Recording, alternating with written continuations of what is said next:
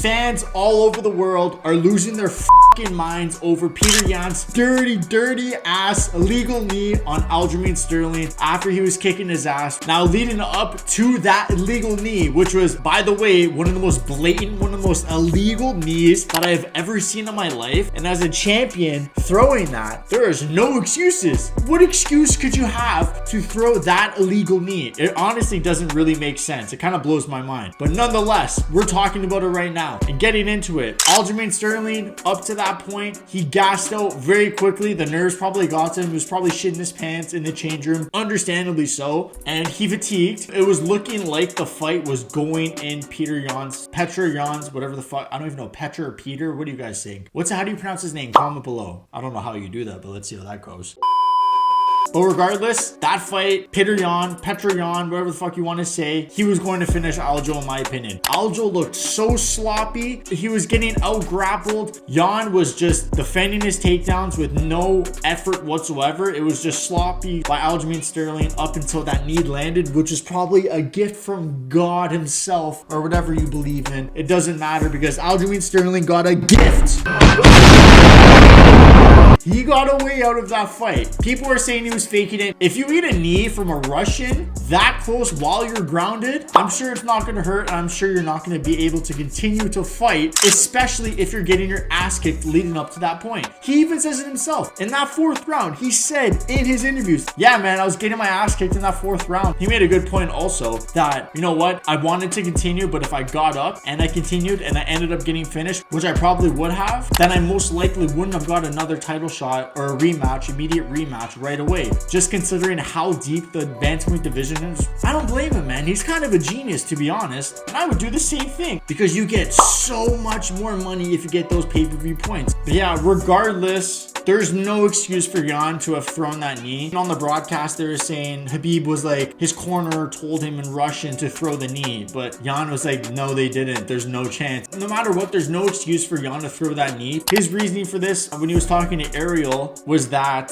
he was focused on his hands and his fingertips or some shit, and then he wasn't paying attention to his knee. Bitch, that's the rules. In different states, it's either two hands or one hand. Comment below if I'm wrong. You know what I mean. And also, just to note, this was the first time ever in history, UFC history, that a title has been won by disqualification. And I just want to shout out my boy, Anthony Smith. He ate a fucking knee from John Jones and took it like a champ and continued. So kudos to him. He probably knew he wasn't going to win that fight. Jones was smashing him that entire fight. So I was fine with the situation, you know, Aljo throwing the belt off right when he got strapped with it. That looked cool. I was like, okay, sick. Aljo's a bad man. He's a sick guy. And then the moments where it got a little dicey is when he started tweeting and he was texting Dana White, hopped up on morphine on the hospital bed. He said this himself in interviews, which probably caused all of his tweets right after that fight. I'm just hoping that he's not faking it, because if he's faking it, he just looks like such a dumbass, to be honest. I think that's pretty clear. And then he poses with the belt as if he won, according to the fans. This is from the fans' perspective, because from his perspective, it's completely different, and he made some valuable points, which I'll get into in a couple seconds. So basically, us the fans, we're seeing Aljo throw the belt off right when he won, and then we're seeing him pose with the belt. Yeah, with Marab, what's up, guys? I'm a fucking UFC champ. And we're like, no, you're not. You just threw off the belt. You can't pose with it. What the fuck is happening? What's wrong with you? Then in the interviews with the Mac Life and Ariel, he goes over and he explains. He's like, listen,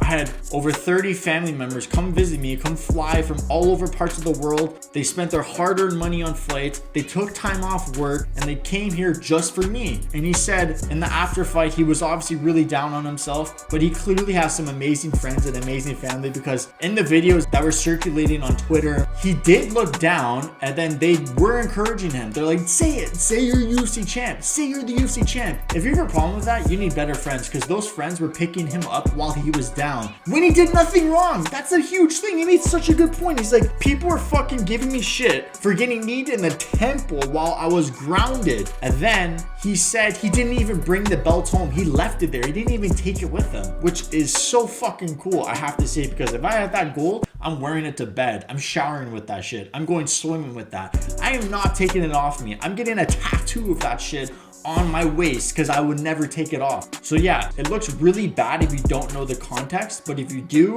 then it just doesn't look bad at all. Aljo's just being who he is, a genuine good person. Genuinely good person, you know what I mean? And then something you gotta bring up too is that Yan actually tweeted an apology to Aljo, which I thought was pretty cool because I was not expecting that at all whatsoever. And then once he sees the pictures of Aljo posing with the belt circulate on Twitter, he's like, you say I'm the paper champ, look at what you're doing, look how you're acting. Okay, now we gotta talk about herpes. Herpes, Henry Cejudo. Aljo said Henry Cejudo is like herpes because he fucking pops out of nowhere. He said he was honestly just trolling and just having a good time. He randomly bumped into Henry Cejudo. I think it was the hotel. So yeah, guys, at the end of the day, Aljo did nothing wrong. He ate an illegal knee. He was gonna get finished, so he took the DQ win. He's getting that pay-per-view money. If you say you wouldn't have done the same, then you're Anthony Smith. If you're not Anthony Smith, wait, shut your mouth. Shut your mouth. I'm sorry. What did You're you just say? coming off stupid. guys, if you're at this point in the video, that's a sign you need to subscribe. We're gonna hit 10,000 subscribers by the end of this year. That's our goal. That's the ultimate goal. So help us do that by subscribing. And if you want to support the channel even more, you can like this video and you can click either this video or this video. One of them suggested for you, one of them is the previous video. Click either one.